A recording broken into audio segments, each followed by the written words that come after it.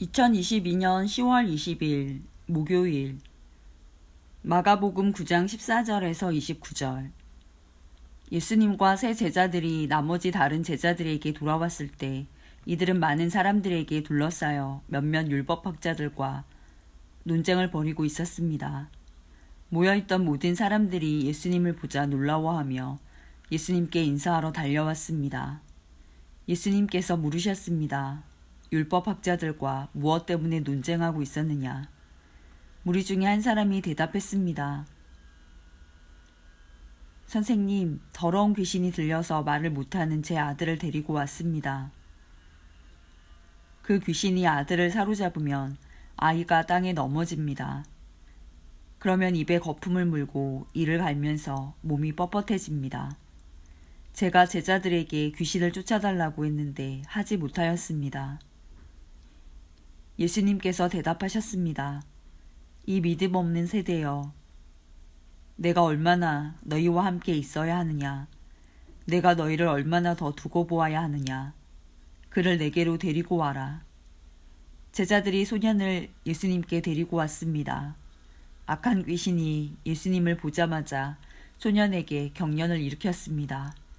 소년은 넘어져서 입에 거품을 물며 땅에 나뒹굴었습니다. 예수님께서 그 소년의 아버지에게 물으셨습니다. 이렇게 된 지가 얼마나 되었느냐?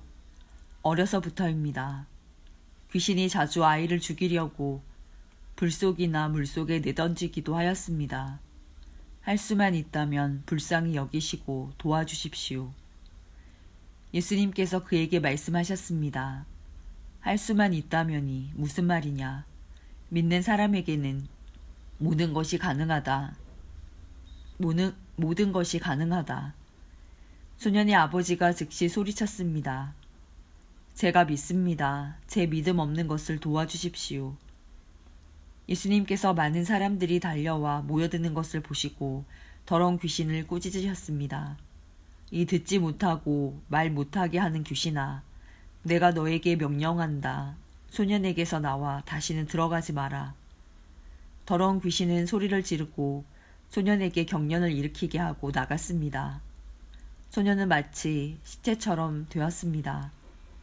그래서 사람들이 죽었다라고 말했습니다. 그러나 예수님께서 손을 잡고 일으키자 소년이 일어났습니다. 예수님께서 집으로 들어가셨을 때 제자들이 조용히 엽주었습니다. 어째서 우리는 쫓아내지 못했습니까?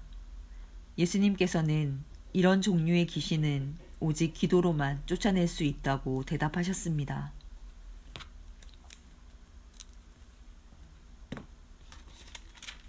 마태복음 17장 14절에서 21절. 예수님과 제자들이 사람들에게 갔을 때 어떤 사람이 예수님께 와서 무릎을 꿇고 절을 하며 말했습니다. 주님, 제 아들에게 자비를 베풀어 주십시오. 이 아이가 간질에 걸려서 너무나 고생하고 있습니다. 이 아이는 가끔 불에도 뛰어들고 물에도 뛰어듭니다. 제가 이 아이를 제자들에게 데리고 왔었는데 고칠 수 없었습니다. 예수님께서 말씀하셨습니다. 아, 믿음이 없고 뒤틀어진 세대여, 도대체 언제까지 내가 너희와 함께 있어야 하겠느냐? 언제까지 내가 너희를 참아야 하겠느냐? 그 아이를 내게 데리고 오너라. 예수님께서 귀신을 꾸짖으셨습니다. 그러자 귀신이 아이에게서 나가고 그 아이는 즉시 나았습니다. 제자들이 예수님께 따라와서 물었습니다. 어째서 우리는 귀신을 쫓아낼 수 없었습니까? 예수님께서 대답해 주셨습니다. 너희 믿음이 적어서이다. 내가 너희에게 진정으로 말한다. 너희에게 겨자씨 한 알만한 믿음이 있으면 이 산을 향하여 여기서 저기로 움직여라 말할 것이다. 그러면 산이 움직일 것이다. 너희가 못할 일이 아무것도 없을 것이다.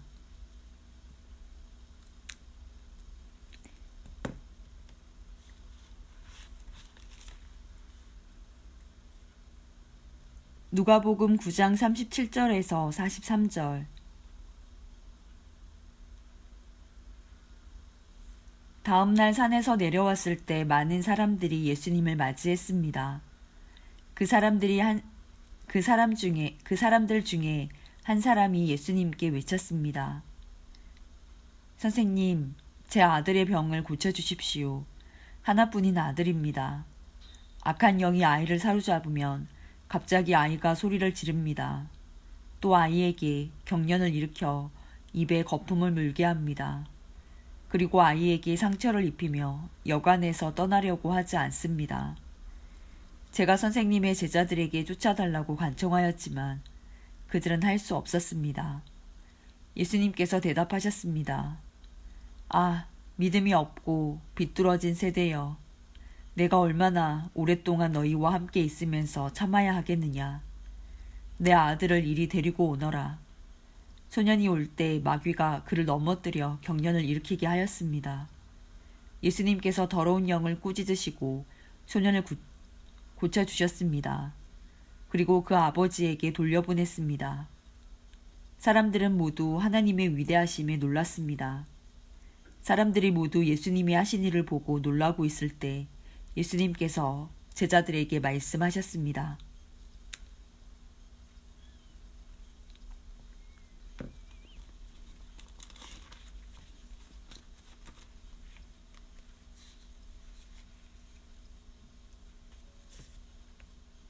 마가복음 9장 30절에서 32절.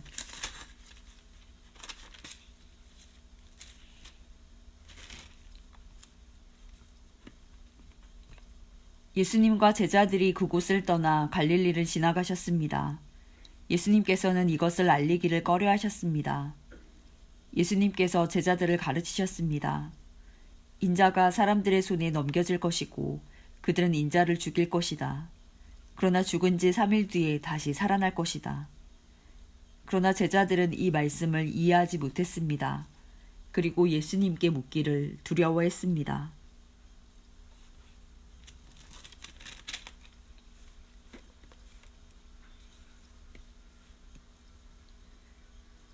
마태복음 17장 22절에서 23절.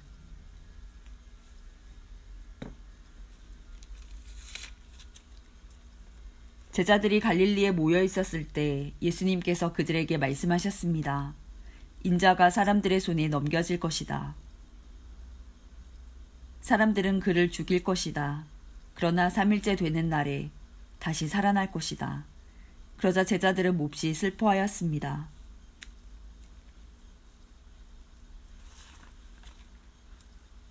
누가복음 9장 43절에서 45절.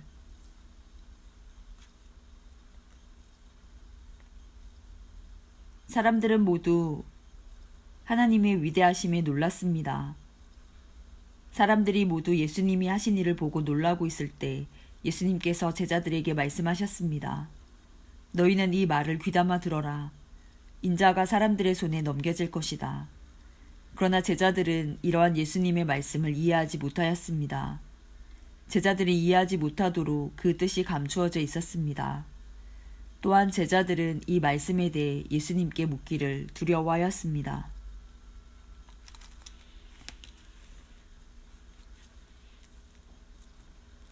마태복음 17장 24절에서 27절. 예수님과 제자들이 가버나움에 이르렀을 때 성전세를 걷는 사람들이 베드로에게 와서 물었습니다. 당신네 선생님은 성전세를 내지 않습니까? 베드로가 대답했습니다. 내십니다. 베드로가 집에 들어가자 예수님께서 먼저 말씀을 꺼내셨습니다. 어떻게 생각하느냐, 시몬아. 이 세상의 왕들은 관세와 세금을 누구에게서 받느냐? 왕의 자녀들한테서냐, 아니면 다른 사람들한테서냐? 베드로가 대답했습니다. 다른 사람들에게서입니다. 예수님께서 베드로에게 말씀하셨습니다. 그러므로 왕의 자녀들은 세금을 낼 필요가 없다. 그러나 성전세 걷는 사람들을 자극해서는 안 되겠다. 그러니 호수에 가서 낚시를 던져라. 그리고 첫 번째 낚은 물고기의 입을 벌려보아라. 은돈 1개가 있을 것이다. 그것을 가져다가 성전세 걷는 사람에게 나와 내 몫으로 주어라.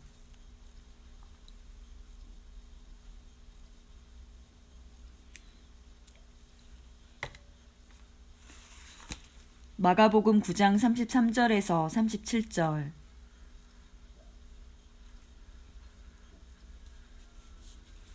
예수님과 제자들이 가버나움으로 갔습니다. 예수님께서 집에 계실 때 제자들에게 물으셨습니다. 너희가 오는 길에 무엇을 두고 논쟁을 벌였느냐? 제자들은 잠잠했습니다. 왜냐하면 그들이 자기들 중에서 누가 가장 높은가를 두고 길에서 다투었기 때문입니다. 예수님께서는 앉으셔서 12제자를 부르셨습니다. 그리고 말씀하셨습니다. 누구든지 첫째가 되려면 다른 모든 사람보다 나중이 되어야 하고 모든 사람의 종이 되어야 한다. 그리고 한 어린이를 데려와 제자들 가운데 세우셨습니다. 그 아이를 팔에 안으시고 말씀하셨습니다. 누구든지 내 이름으로 이런 어린이 하나를 받아들이면 나를 받아들이는 것이다. 또 누구든지 나를 받아들이는 사람은 나를 받아들인 것이 아니라 나를 보내신 분을 받아들인 것이다.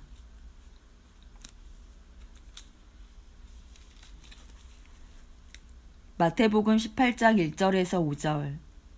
그때 제자들이 와서 예수님께 물었습니다. 하늘나라에서는 누가 가장 높은 사람입니까?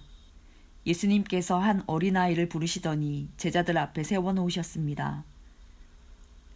그리고 말씀하셨습니다. 내가 너희에게 진정으로 말한다. 너희가 돌이켜 어린아이처럼 되지 않으면 하늘나라에 들어갈 수 없다. 이 어린아이처럼 자신을 낮추는 사람이 하늘나라에서 가장 높은 사람이다.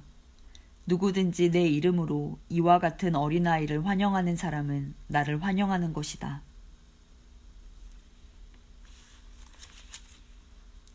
누가복음 9장 46절에서 48절. 제자들 사이에 누가 가장 큰 자인가를 놓고 말다툼이 일어났습니다. 예수님께서 제자들이 마음속으로 무엇을 생각하는지를 아시고 한 어린이를 옆에 세우셨습니다. 그리고 말씀하셨습니다. 누구든지 내 이름으로 이런 어린이 하나를 맞아들이는 사람은 나를 맞아들이는 것이다. 또한 누구든지 나를 맞아들이는 사람은 곧 나를 보내신 분을 맞아들이는 것이다. 너희 중에 가장 작은 자가 가장 큰 사람이다.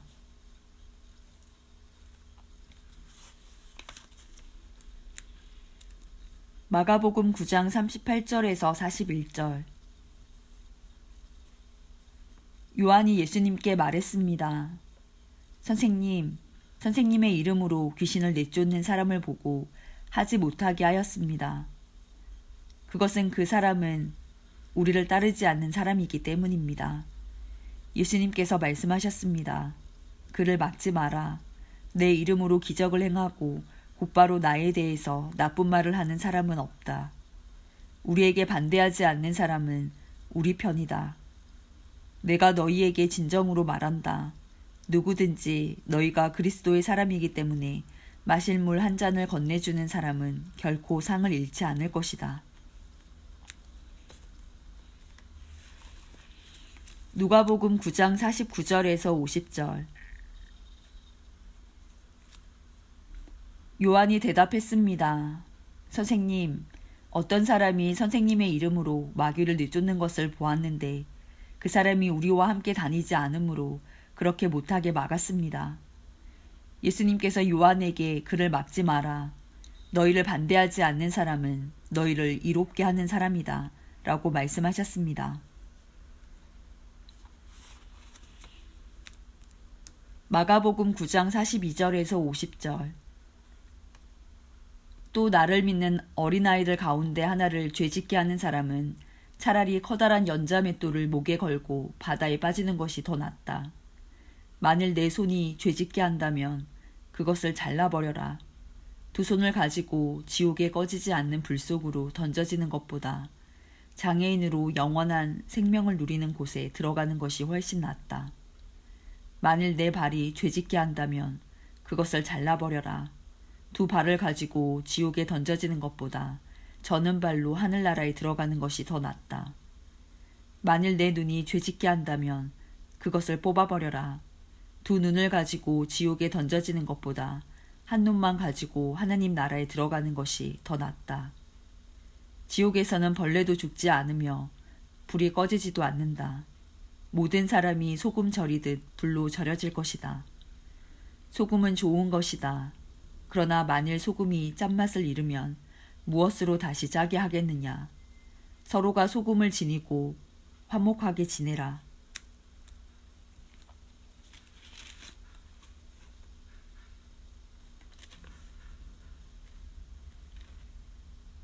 마태복음 18장 6절에서 35절. 누구든지 나를 믿는 이런 어린아이 한 명이라도 죄를 짓게 하는 사람은 차라리 자기 목에 연자맷돌을 메고 깊은 바다에 빠지는 것이 더 나을 것이다. 사람들을 넘어지게 하는 방해물 때문에 이 세상에 화가 미친다. 방해물이 없을 수는 없다. 그러나 사람들을 걸려 넘어지게 하는 방해물과 같은 사람에게는 화가 있다. 만일 너희의 손이나 발이 너를 넘어지게 하거든 잘라서 던져버려라. 장애인으로 영원한 생명에 들어가는 것이 두 손과 두 발을 가지고 영원한 불에 던져지는 것보다 훨씬 낫다. 만일 너희의 눈이 죄짓게 하거든 뽑아서 던져버려라. 한 눈만 가지고 영원한 생명에 들어가는 것이 두 눈을 가지고 지옥불에 던져지는 것보다는 훨씬 낫다. 이 어린아이 한 명이라도 업신여기지 마라. 내가 너희에게 말한다. 그들의 천사들이 하늘에 계신 내 아버지의 얼굴을 항상 뵙고 있다. 너희는 어떻게 생각하느냐? 만일 어떤 사람에게 100마리의 양이 있는데 그 중에서 한 마리가 길을 잃었다면 산에 99마리의 양을 남겨두고 길 잃은 그 양을 찾으러 가지 않겠느냐? 내가 진정으로 말한다. 만일 양을 찾게 되면 길을 잃지 않은 99마리의 양보다 그 양 한 마리 때문에 더욱 기뻐할 것이다. 마찬가지로 이 어린아이 중 하나라도 잃어버리는 것은 하늘에 계신 너희 아버지의 뜻이 아니다. 만일 내 형제가 내게 죄를 짓거든 가서 단둘이 있을 때에 잘못을 지적하여라. 만일 그가 내 말을 들으면 내 형제를 얻은 것이다. 그러나 만일 내 말을 듣지 않으면 한두 사람을 데리고 다시 가거라. 그래서 내가 하는 모든 말에 두세 사람의 증인을 대라. 만일 그들의 말도 들으려고 하지 않으면 교회에 말하여라. 만일 교회의 말도 듣지 않으려고 하면 이방 사람이나 세리처럼 여겨라. 내가 너희에게 진정으로 말한다. 너희가 이 세상에서 묶은 것은 하늘에서도 묶여 있을 것이다. 이 세상에서 너희가 푼 것은 하늘에서도 풀려 있을 것이다. 다시 너희에게 진정으로 말한다. 너희 가운데 두 사람이 이 세상에서 마음을 같이하여 무엇을 구하면 하늘에 계신 내 아버지께서 이루어 주실 것이다. 두세 사람이 나의 이름으로 모인 곳에는 나도 그들 가운데 있을 것이다. 그때 베드로가 예수님께 와서 물었습니다. 주님, 형제가 제게 죄를 지으면 몇 번이나 용서해 주어야 합니까? 7번까지입니까? 예수님께서 대답하셨습니다. 7번까지가 아니라 7번씩 70번까지라도 용서해 주어야 한다. 그러므로 하늘나라는 자기 종들과 셈을 가리려는 왕에 빗댈 수 있다. 왕이 셈을 시작할 때 10,000달란트를 빚진 종이 불려왔다. 그 종은 왕에게 돈을 갚을 수가 없었다. 그래서 주인은 종에게 아내와 자녀들과 가진 것을 다 팔아 빚을 갚으라고 명령했다. 종은 주인의 무릎 아래 엎드려 빌었다. 기다려 주십시오. 제가 모든 것을 갚겠습니다. 주인은 그 종을 불쌍히 여기고 풀어주며 빚을 없던 것으로 해주었다.